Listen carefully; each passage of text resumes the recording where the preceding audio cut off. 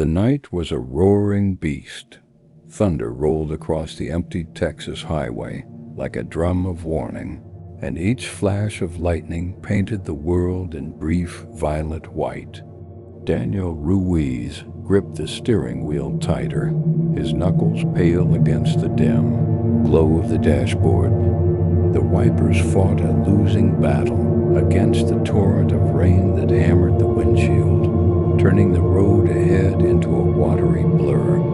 His radio hissed with static, the voice of the late-night talk show long gone. Only the rhythmic beat of rain and the low growl of the engine filled the cab. He'd been driving for hours, exhaustion settling heavy behind his eyes, when the radio suddenly cracked back to life.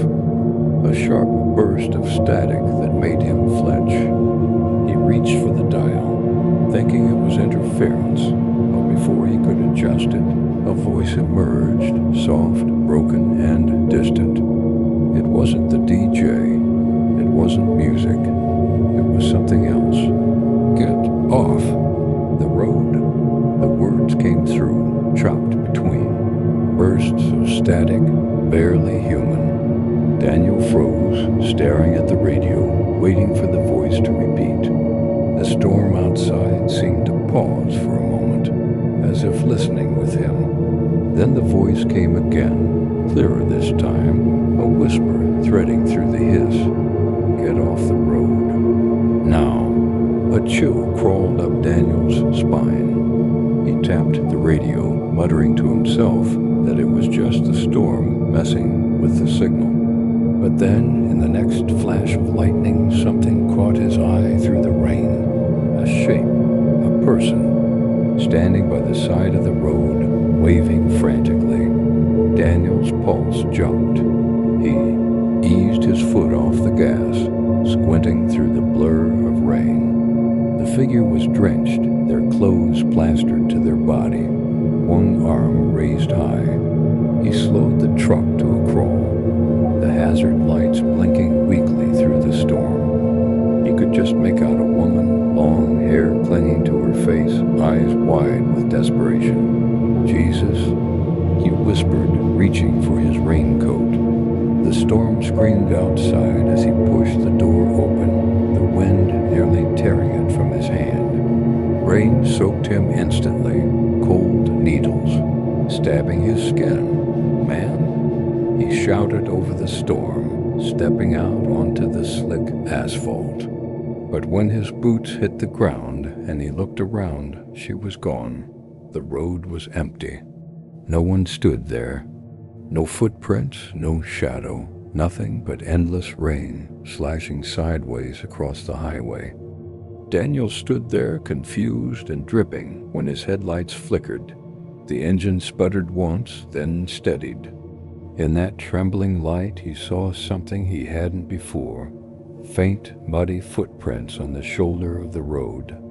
They led away from where the woman had been standing, down the embankment and into the ditch.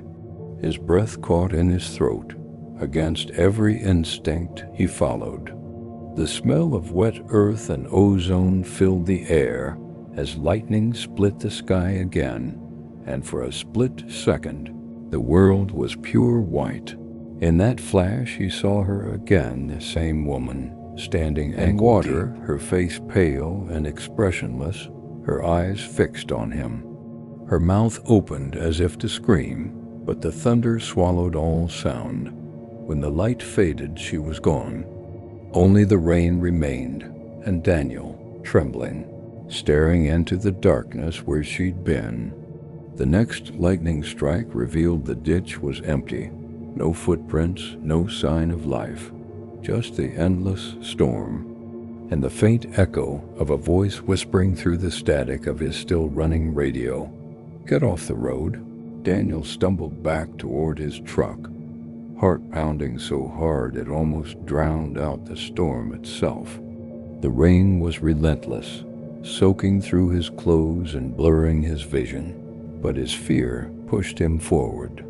He slammed the door shut and sat there, breathing heavily, staring out the windshield. The wipers screeched back and forth, struggling against the wall of water, but nothing could clear what he'd just seen from his mind. The radio was still hissing faintly, the same whispery voice fading in and out. A woman's voice, fragile, almost pleading. He leaned closer, trembling fingers hovering over the knob. "Hello, who is this?" he asked, his voice breaking. There was no response, just a crackle of static and the low hum of thunder rolling over the plains. For a few seconds, Daniel sat motionless, listening to his own breathing and the faint ticking of the cooling engine. Then the headlights dimmed, flickered once, and steadied again. But this time they revealed something new. Just ahead of the truck, barely visible through the curtain of rain, were footprints, muddy, uneven, leading away from the front bumper and curving toward the ditch he'd just climbed out of. He blinked hard. He knew those weren't there before. The storm was too heavy, the mud too thick for them to have survived the rain this long. "No," he muttered, shaking his head. "That's not possible." Yet the prints glistened under the headlights, fresh, clear, almost waiting for him. Against all logic, Daniel opened the door again, the storm's cold wind rushing in like a warning. He stepped out, following the prints down the slope. Every step made a sickening squelch in the mud, the rain pounding harder, the lightning coming faster, closer. "Hello," he called again. His voice was swallowed by the wind. Another flash, and there she was, the same woman. Standing just a few feet away, her white dress clinging to her body, her hair plastered against her face. She wasn't shivering, she wasn't moving, just staring, her eyes wide and empty. Daniel raised his hand slowly, as if trying not to scare her. "Ma'am, are you okay? You need help?" The words barely left his lips before she opened her mouth, wider, unnaturally wide, as if to scream, but no sound came out. Lightning flared again, bathing her in blinding white. And then she was gone. Daniel blinked rapidly, disoriented.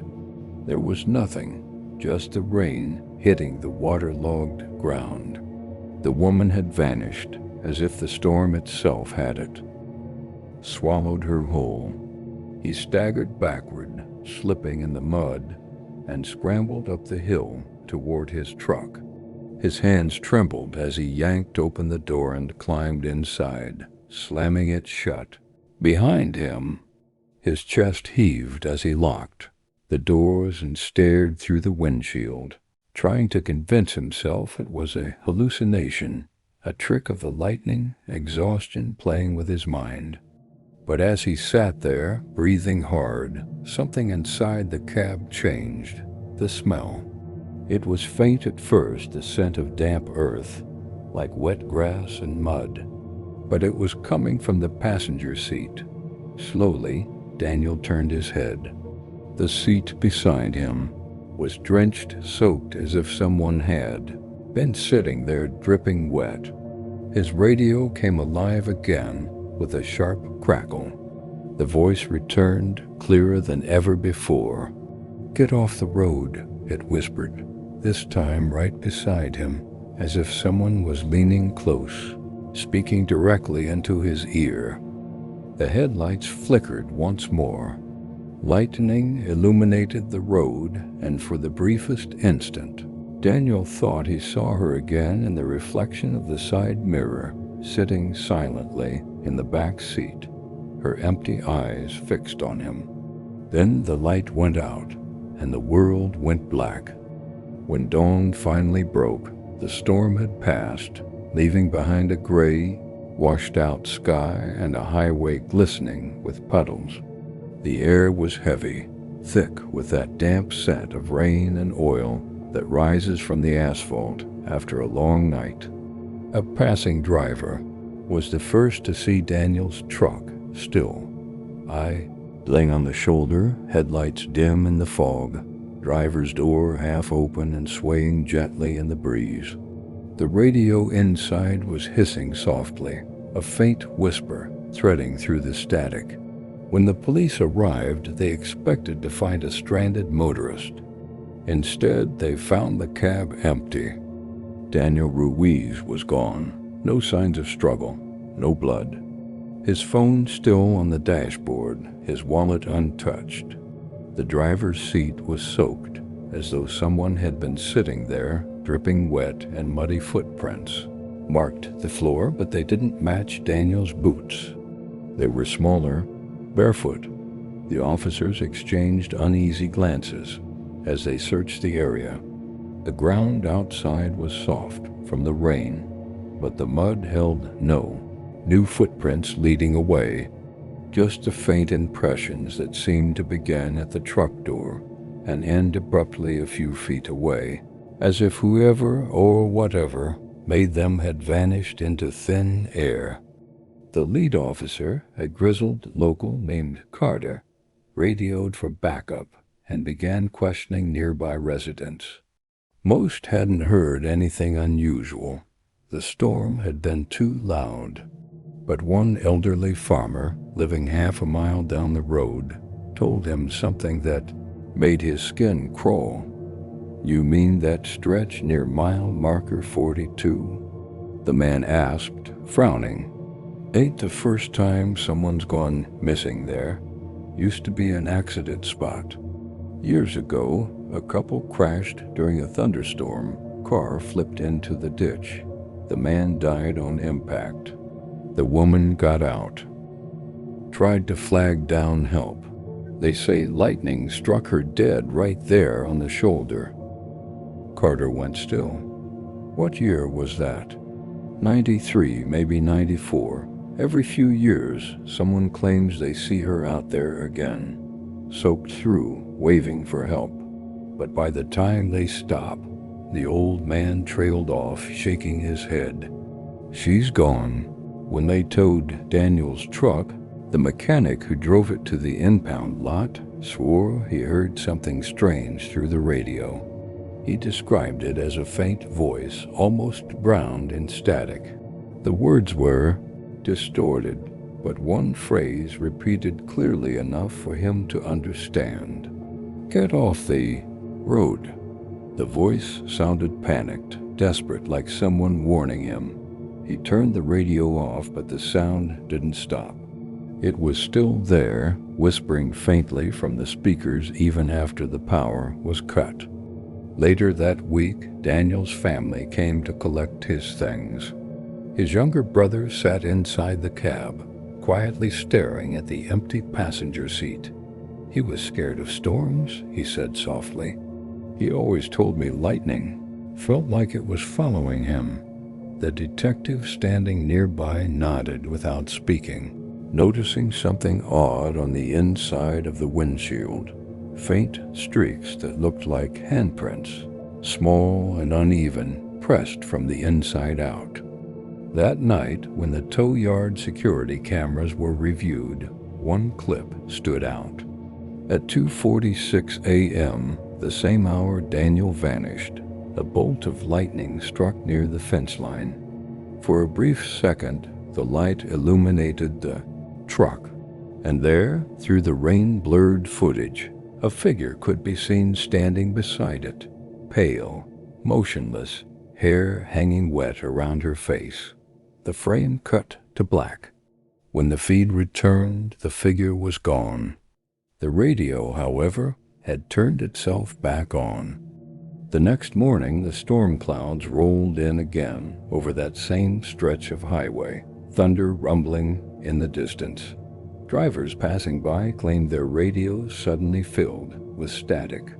A few even swore they heard a woman's faint voice whispering the same haunting words Daniel heard that night.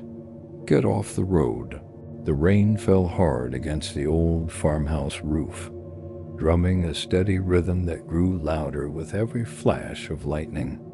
Inside, the power had gone out over an hour ago, plunging the rooms into a thick, restless darkness. The family sat together in the living room, a single candle flickering on the coffee table. Greg sat near the window, watching the storm rage beyond the glass. His wife, Lisa, tried to keep their two kids calm, but every rumble of thunder made them flinch and bury their faces into her arms. The wind outside howled like a living thing, rattling the shutters and shaking the walls. Greg sighed, rubbing the back of his neck. "I'll go check the breaker," he said, reaching for the flashlight. Lisa looked up nervously. "Greg, just leave it. It's probably the power lines," but Greg shook his head. "If it's just the fuse, we'll be sitting here for nothing." The kids watched silently as their father disappeared down the narrow hallway toward the basement door. The wooden floor creaked beneath his steps, each one louder than the last in the quiet house. When he reached the basement door, Greg felt a chill not from the storm, but from something colder, heavier. He paused, shining the flashlight on the doorknob. The metal glistened with moisture, as if someone had touched it with soaking wet hands. He frowned and brushed it off, opening the door slowly. The smell hit him first, damp earth, mold, and something else, faintly metallic. The light flickered as he began to descend the stairs. Halfway down, his boot landed in something slick. He angled the flashlight downward and froze. Mud. There was mud all over the steps, thick footprints smeared up the staircase. Not down. He crouched, his mind trying to make sense of it. The prints were large, human, but water was still dripping from them, fresh as if someone had just come through. His heart began to pound. He turned the light upward, tracing the wet marks along the wooden floor that led from the top of the stairs, disappearing into the dark hallway beyond. Greg called out, his voice trembling slightly. "Lisa, did you come down here earlier?" There was no reply, just the steady hammer of rain on the roof and the distant boom of thunder. He climbed the steps, slowly following the muddy trail. The footprints led past the kitchen, turning sharply toward the living room. Every few seconds, lightning would flash through the window, briefly lighting the house in cold, white bursts. As he turned the corner, the light flickered again, and for a split second, he saw someone standing at the end of the hall. A tall figure, unmoving, face turned toward the wall. The beam of the flashlight trembled as he whispered, "Lisa?" The figure didn't move. The air in the house grew heavy, pressing against his chest. The next flash of lightning illuminated the hall once more, and the figure was closer, still facing the wall, still dripping water. Greg's breath hitched. "Who's there?" he shouted, his voice breaking. He took a step back, his flashlight shaking. The figure remained still for a long, unbearable moment. Then another flash, and it was gone. The hallway was empty. Only the floor remained wet, and the sound of water dripping somewhere nearby echoed through the silence. Greg felt his pulse racing. He turned toward the living room, ready to call his wife again, when a small sound froze him in place, the faint creak of floorboards above his head. Someone or something was moving upstairs. He aimed the flashlight at the ceiling, listening intently. The steps were slow, deliberate, almost careful. He could hear the soft padding of bare feet. Then one of the kids let out a sleepy murmur from their room. Greg bolted toward the staircase, fear slicing through him like ice. The storm outside seemed to grow louder, the thunder rolling endlessly as he reached the top of the stairs. The hallway light flickered once, just enough for him to see that the muddy trail continued up here too, leading straight to the children's bedroom door. Greg's hand trembled as he reached for the doorknob, every instinct in him screaming not to open it. Another flash of lightning filled the hall, and for a single heartbeat, he thought he saw a reflection. A wet, pale hand pressed against the other side of the door, as if waiting. Then darkness swallowed it again. Greg's heart hammered in his chest as he gripped the doorknob, his hands slick with rainwater that wasn't his own. The storm outside roared louder, as if trying to drown out what was about to happen. He hesitated, breath shaking, and then pushed the door open. The flashlight beam cut through the darkness and landed on the two small figures sleeping soundly beneath their blankets.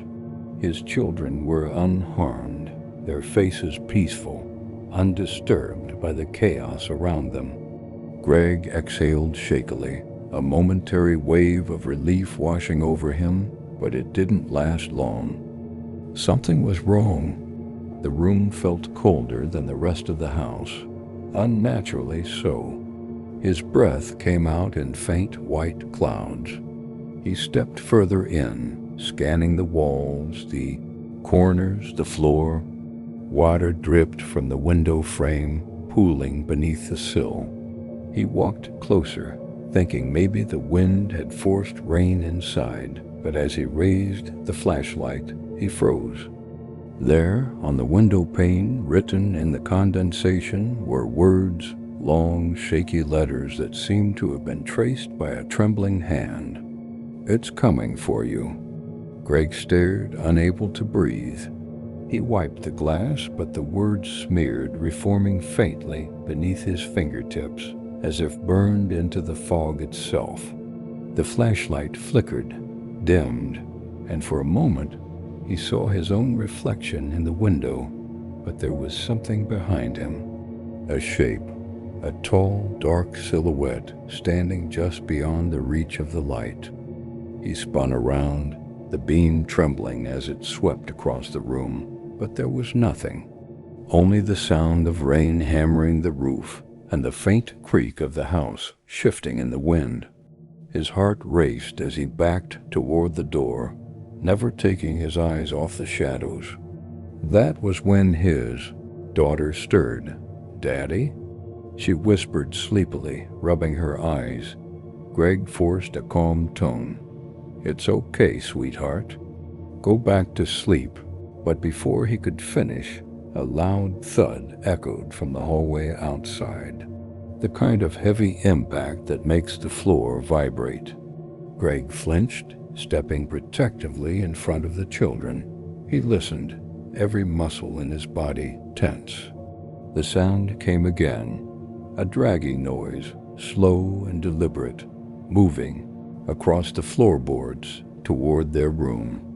He reached for the door, pulling it shut quietly and pressing his back against it. The flashlight beam wavered across the dark room as the noise stopped right outside. Then a soft dripping, like water pooling under the door. Greg looked down and saw a thin stream of muddy water seeping in from the gap beneath it. It crept toward his feet, carrying the unmistakable scent of wet earth. He swallowed hard, fighting the urge to panic. Another flash of lightning lit the room, and for a fraction of a second he saw something through the window. A figure standing in the yard, completely still, watching the house. The thunder crashed, shaking the walls. Greg blinked and the figure was gone. He turned back to the door and froze. The dripping had stopped. Silence filled the space. Slowly, almost fearfully, he lowered himself to the floor and peeked through the small gap at the bottom of the door. On the other side, illuminated by the occasional flicker of lightning, he saw bare feet, motionless, facing the door. His heart nearly stopped. He held his breath, not daring to move praying the thing outside couldn't hear it. Then the feet shifted slightly, turning away, followed by wet, dragging footsteps retreating down the hall. Greg waited until the sounds faded completely before unlocking the door and stepping out into the hallway. The trail of water continued toward the stairs, ending abruptly halfway down, as if whoever or whatever had been there had simply vanished. When the storm finally broke at dawn, Greg and his family packed their things and left the farmhouse without looking back. Later, when investigators came, they found no footprints, no intruder, no sign of forced entry, only faint handprints on the children's window, too large to belong to any of them, pressed deep into the glass. By the time the rain eased into a steady drizzle, Greg sat at the kitchen table with a blanket over his shoulders, his hands still trembling. The power had flickered back on about half an hour ago, but the house didn't feel alive again. It felt hollow, heavy, as if something unseen still lingered within its walls. The kids were upstairs, sleeping fitfully under Lisa's watch, and Greg couldn't shake the chill that had settled deep into his bones. The air was thick with the smell of wet wood and earth. The window beside him rattled once, softly, like a warning knock. He turned to look. Nothing, just the yard, glistening with puddles beneath a gray dawn. Yet, even with the storm dying, a strange hum seemed to hang in the air, like the quiet buzz of static after lightning strikes two. Close. He poured himself a cup of cold coffee, trying to steady his nerves. That was when he noticed the window again. The glass had fogged slightly, and faint streaks began to appear across it, slow and deliberate as if traced by an invisible hand. Greg leaned forward, his breath catching in his throat. This time the message wasn't words. It was a symbol, a spiral uneven and smeared, followed by what looked like a set of fingerprints pressed hard against the glass. His heart thudded in his ears. He reached out instinctively and touched the glass. It was icy cold, colder than the air inside the kitchen. When he pulled his hand back, the shape faded, but he could still feel a dampness clinging to his fingertips. He grabbed his phone, thinking about calling someone, anyone, but as soon as he unlocked the screen, the storm outside flashed again. Lightning illuminated the yard for just a second, but that was enough. Standing beyond the tree line, half shrouded in mist and rain, was a tall, dark figure. It wasn't moving. It wasn't watching him directly, or maybe it was. The moment was so brief that Greg almost convinced himself it wasn't real. Then the thunder followed, deep and angry, rolling through the valley like a growl. The figure was gone when the light faded. He stepped back from the window, shaking, whispering under his breath, "No, no more of this."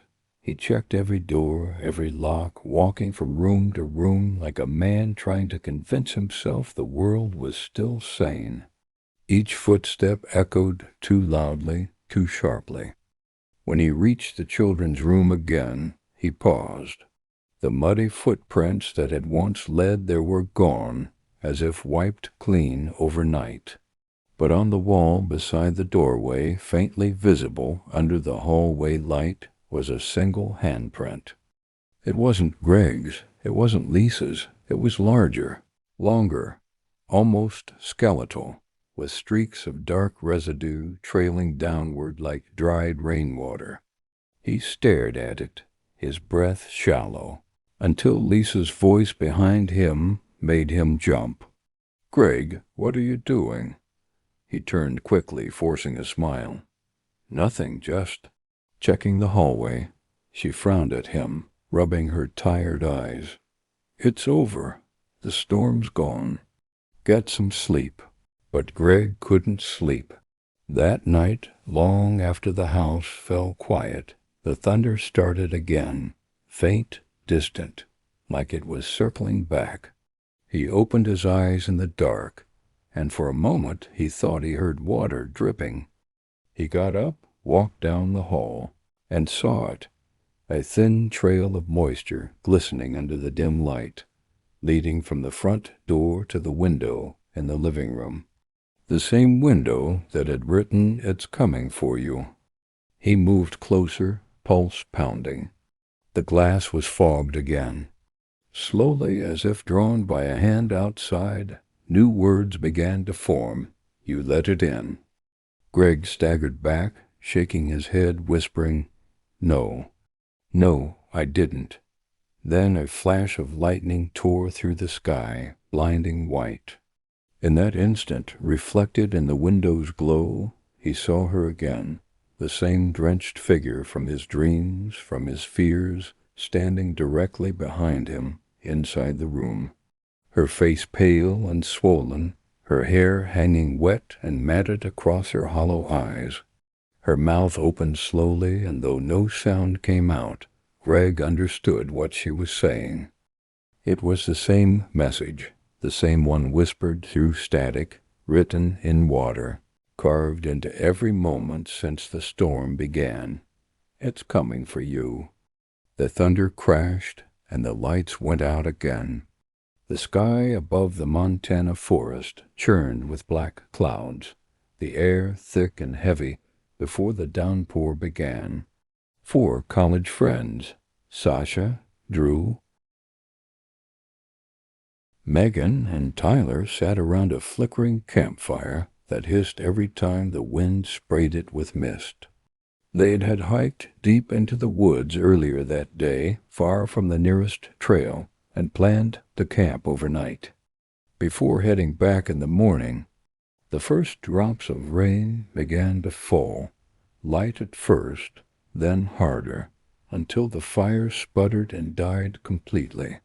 Lightning flashed in the distance, followed by a low, rumbling growl of thunder that rolled through the valley. "Perfect," Tyler muttered, pulling his jacket tighter. "We picked the one night Mother Nature wants to kill us." Sasha laughed nervously and zipped up the tent flap. "It's just a storm," she said, though her voice betrayed the tremor of unease creeping in. The group retreated into the tent, their flashlights casting small, trembling circles of light on the nylon walls. Rain drummed above them, steady and relentless, while the trees outside swayed and moaned under the wind's force. Hours passed. The storm worsened, and the tent walls shivered with each gust. Drew checked his phone, but there was no signal. The others were trying to sleep when Sasha suddenly sat up. "Did you hear that?" she whispered. The others groaned, half asleep. "It's just thunder," Megan mumbled. "But—" Sasha shook her head. "No, it was closer." Like she stopped mid-sentence, eyes wide, as another flash of lightning illuminated the tent. For a fraction of a second, a dark silhouette appeared outside, perfectly still, its shape outlined through the thin fabric. Tall, lean, holding something long and metallic in its hand. The light vanished, plunging them back into darkness. "Did you see that?" Sasha hissed. Drew grabbed the flashlight, his voice low but firm. "Stay quiet." The sound of rain drowned out everything else for a moment. Then came the crunch, the unmistakable sound of footsteps on wet leaves circling slowly around the tent, one step at a time. The beam of Drew's flashlight trembled as he aimed it toward the wall where the sound came from. The shadow paused, then moved again. Tyler whispered, "It's probably an animal," but no animal moved like that deliberate, slow pacing. Lightning flashed again, and the shadow stopped right beside the tent. Sasha could see its outline the shape of a head, turning as if listening to them breathe. The rain poured harder, masking their gasps. Then came a new sound, the light tap of metal against the tent pole. Tap, tap.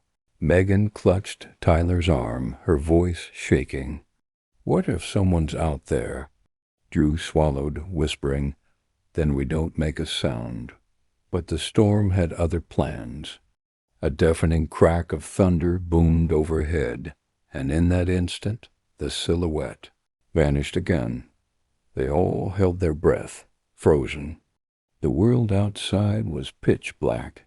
Seconds stretched into minutes.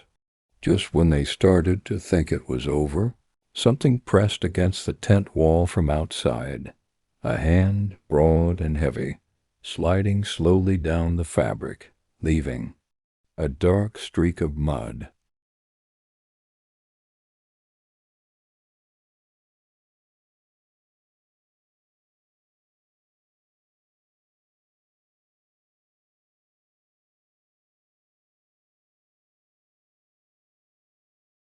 Began to appear again, circling them, one after another. The air grew unbearably tight, filled with the smell of wet soil and something metallic. Rust, maybe blood. Drew grabbed a small pocket knife from his backpack, whispering, "If it's some creep, I'll scare him off." But when he moved toward the flap, the scraping stopped. Total silence. He froze, one hand on the zipper. "Do not go." "Out there," Sasha breathed, tears welling in her eyes. "Please." Drew hesitated. Then, before he could decide, the tent shifted violently, like something had slammed into it. They all screamed, the fabric collapsing slightly under the weight of a force outside. The rain intensified, lightning turning the entire campsite into bursts of white light. And in that blinding flash, they all saw it through the translucent tent, the figure standing just inches away, its head tilted, unmoving, holding what looked like an axe or hatchet glinting in the rain. Its face was obscured, its body soaked, but its presence radiated something cold, something not entirely human. Then the light died, leaving them in suffocating blackness again. The only sound, the relentless rain and the faint, rhythmic tapping of metal against the ground. The storm had gone on for hours, hammering the forest with relentless rain. By the time it started to ease, the group inside the tent was barely holding themselves together. Every muscle ached from tension. Every heartbeat thundered louder than the storm itself.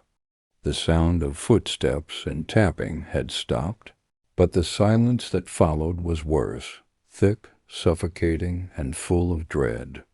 Sasha clutched her flashlight, the beam trembling across the soaked floor of the tent. The others stared at her, eyes wide, afraid to speak. Finally, Drew whispered, "We can't just sit here. If it was someone, they're gone by now. We should check."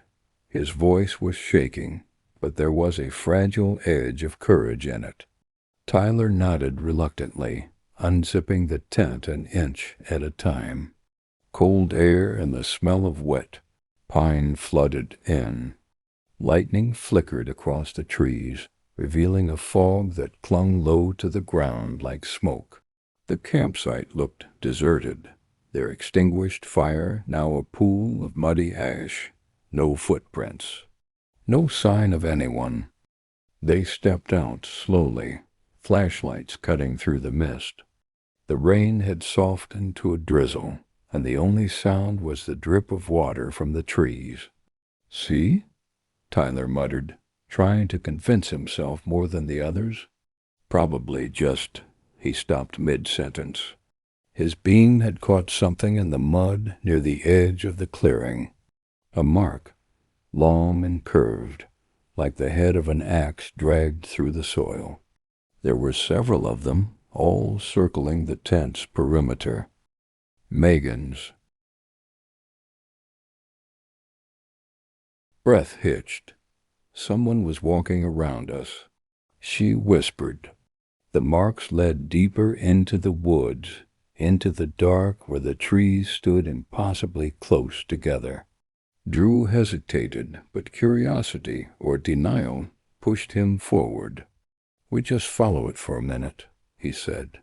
"If we find nothing, we head back and leave at sunrise." The thicker the fog became, looks of fear. The trees were slick with rain, left alone, and the light from their flashlights seemed to vanish into the mist.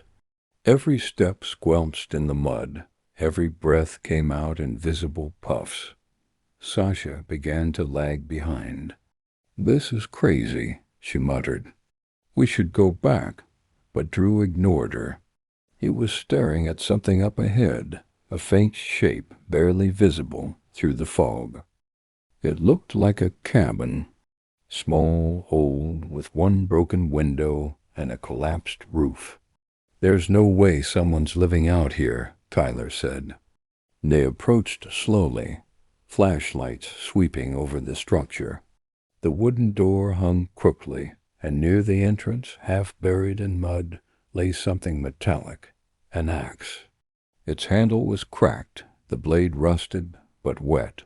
Drew bent down to touch it, and the instant his fingers brushed the wood, thunder rolled again in the distance, long and deep. Megan shivered violently. "Let's just go." But before anyone could move, Sasha froze, her eyes fixed on the open doorway. "Guys," she whispered. Inside the cabin, beyond the gloom, something moved, a faint shift of shadow, like someone stepping just out of view. The air seemed to grow colder, heavier. Drew raised his flashlight and aimed it toward the door. The beam caught a glimpse of something that made them all stop breathing. Along the walls, carved into the rotting wood, were symbols, crude, uneven marks shaped like eyes and spirals. Beneath them, hanging from a rusted nail, was a piece of torn fabric, bright red, soaked through, unmistakably part of a jacket. Megan recognized it instantly. "That's mine," she whispered. "I left it by the fire earlier." The realization hit all at once. Whoever or whatever had been circling their tent had come this way after taking her jacket.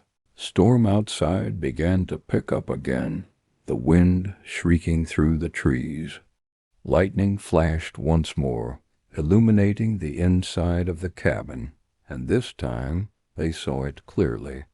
A tall, gaunt figure standing at the back of the room, facing the wall, its wet clothes clinging to its frame, its head tilted at an unnatural angle.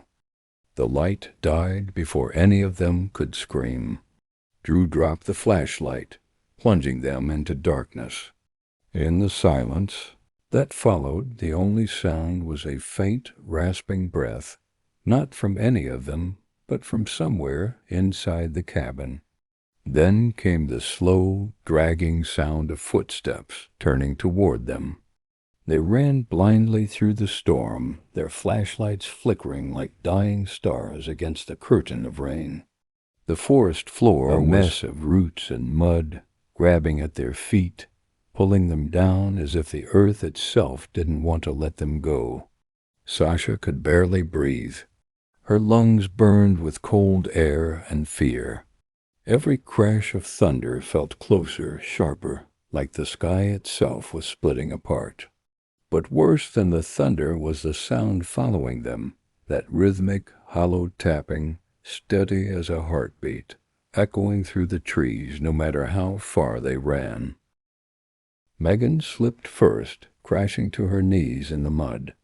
Drew spun back, yanking her up with shaking hands. "We have to keep moving," he shouted, though his voice was barely audible over the storm. She nodded weakly, tears mixing with the rain on her face. Tyler limped behind them, clutching his arm. He'd been cut earlier when he tripped near the cabin. and now blood ran down his sleeve, thin and dark. The storm washed it away, but it wouldn't stop bleeding. Lightning flashed, and for one terrifying second, they all saw it again. The tall, gaunt figure standing between two trees, facing them. Its soaked clothes clung to its body, and its head tilted slowly, unnaturally, as though studying them. When the light vanished, it was gone, but the tapping sound grew louder. They burst into a small clearing where the rain poured freely from the open sky. The old campsite lay in ruins. Their tent collapsed, bags scattered, food floating in puddles. The fire pit was filled with dirty water, and their footprints from earlier had been replaced by larger, deeper ones, human, barefoot, circling the tent over and over again. Sasha's voice trembled. "He was here the whole time?" Drew shined his flashlight at the prints, his jaw tight. "No," he said, shaking his head. "We didn't see him because he wanted it that way." Megan broke down, sobbing. "Why is this happening to us? What does he want?" Thunder rumbled so violently that it shook the ground beneath their feet, and in that instant, lightning illuminated the trees all around them, and there were more shapes this time. Not just one figure, but several, dozens, standing motionless at the edge of the clearing, half hidden by the downpour. Their eyes glistened faintly in the light, and their bodies swayed slightly, like they were hanging from invisible strings. Tyler's voice cracked. There's more of them." The flash ended, plunging everything back into blackness. Sasha could hear her own heart pounding in her ears. She fumbled with her flashlight, but when she turned it on again, the clearing was empty. Only the rain remained. "We have to get out," Drew heaved. "Now."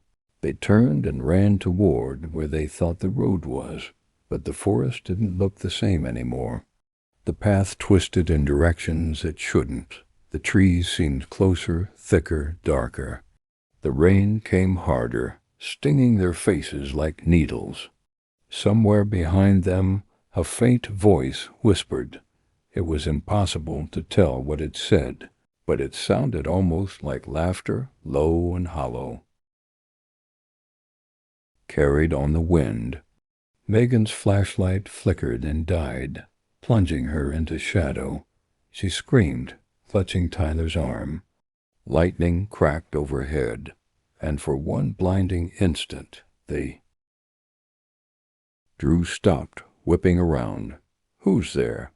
He yelled into the darkness. No reply. Then came a soft, dragging sound, followed by the familiar metallic scrape. Tap. Drag. Tap. Drag. The sound was so close now. It felt like it was right behind them. Storm revealed what had been following them, the tall figure, now only a few feet away.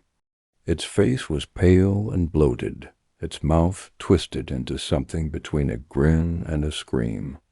The rusted axe in its hand gleamed for a split second before the light died again. Drew shouted, "Run!" and they sprinted, crashing through branches, slipping on the wet ground. The tapping followed, closer, with every heartbeat. It wasn't running. It didn't need to. It was always just behind them, no matter how far they went. Sasha stumbled, almost fell, but Drew caught her, dragging her along. They didn't notice the slope until it was too late. The ground gave way, and all four of them slid down a steep, muddy embankment, tumbling into the darkness. They landed hard, in freezing water, a shallow creek, swollen from the rain. Coughing and soaked, they scrambled to their feet. Drew looked around wildly. This is the stream. If we follow it, it should lead to the road. But Sasha wasn't listening. Her eyes were fixed on the ridge above them. Lightning flashed again, and there, at the top of the hill, stood the figure, unmoving, watching. The water rushed around them, the current, pulling harder, but Sasha couldn't look away. For a moment she thought she saw more figures appearing behind it, half visible in the storm, heads tilted just like the first one. Then, as the thunder boomed overhead, the light faded again, and the sound of tapping began anew, this time echoing from every direction at once. The storm raged through the night, and by now the forest felt a live roaring, groaning, bending under the weight of wind and thunder. Sasha could barely see 2 feet ahead through the sheets of rain, her lungs burning, her clothes clinging to her skin. Drew was a few steps ahead, flashlight shaking in his hand, shouting for the others, but his voice was swallowed by the storm. Tyler was limping, his ankle twisted from the fall earlier, and Megan was barely holding on, her sobs mixing with the sound of the downpour. Every time lightning flashed, they expected to see the figure again, and every time it was there closer. The forest opened slightly into a clearing where a half-flooded dirt road cut through the trees. The road! Drew yelled, half in relief, half in desperation. They stumbled toward it, slipping in the mud. But when Sasha looked, behind them her stomach dropped. Dozens of dark shapes were emerging from the trees. They weren't running. They weren't even walking normally. They moved in stiff, jerking motions, like faces pale and featureless and dragged by invisible strings. "Go!" Sasha screamed, pushing Megan forward. They ran down the muddy road, shoes sinking deep into the water. Drew kept glancing back, the light bouncing wildly. "It's not possible," he shouted. "They're everywhere." But there was no time to think. The storm was deafening now, thunder crashing directly overhead, lightning splitting the sky like shattered glass. Then a blinding flash, and a tree exploded just feet away, sending splinters flying through the air. Tyler screamed, clutching his arm, blood running down through the rain. The smell of burnt wood filled the air. Megan was hysterical, crying out, "We're going to die out here." Drew grabbed her, dragging her along. "Keep moving. There has to be a cabin, a car, something." But the road seemed endless, stretching into the dark. The figures behind them grew clearer with every flash of light. Drenched, unmoving faces, their eyes glinting faintly, mouths open in silent screams. One of them was holding the same rusted axe they'd seen before, dragging it along the ground. The sound was unmistakable, a low, metallic scrape echoing under the thunder. Tap, drag, tap, drag. Sasha stumbled and fell hard into the mud. Drew turned back, screaming her name, but when he reached out to pull her up, a cold, wet hand grabbed her ankle from the darkness beside the road. She shrieked, kicking wildly. Drew swung the flashlight and caught sight of a face, pale, waterlogged, its mouth hanging open and eyes clouded like a drowned corpse. He yanked her free, and they ran again, adrenaline pushing them past exhaustion. Finally, through the sheets of rain, Drew spotted something ahead, a faint orange glow. "There!" he shouted. They followed it, hearts pounding, until they realized what it was, a flickering street light, standing at the edge of an old bridge. On the other side, the forest thinned, revealing the faint outline of a small town in the distance. Salvation, but the bridge was narrow, half-rotted, and the river below raged with floodwater. "We can make it," Drew yelled, helping Sasha and Megan across. The wood creaked and bowed under their weight, but they didn't stop. Tyler was last, limping behind, when lightning struck again, and for an instant they saw it. The tall figure stood at the start of the bridge, motionless, axe in hand, the storm swirling around it. "Run!" Drew screamed. Tyler limped faster, but as he reached the halfway point, the planks beneath him gave way. His scream echoed into the storm as he fell into the river below. Sasha reached out helplessly, her cry drowned by thunder. The water swallowed him whole. Drew dragged her forward, forcing her off the bridge just as another bolt of lightning split the sky behind them. When they turned back, the figure was gone. The bridge had collapsed into the raging water, pieces drifting away. They collapsed on the roadside, soaked and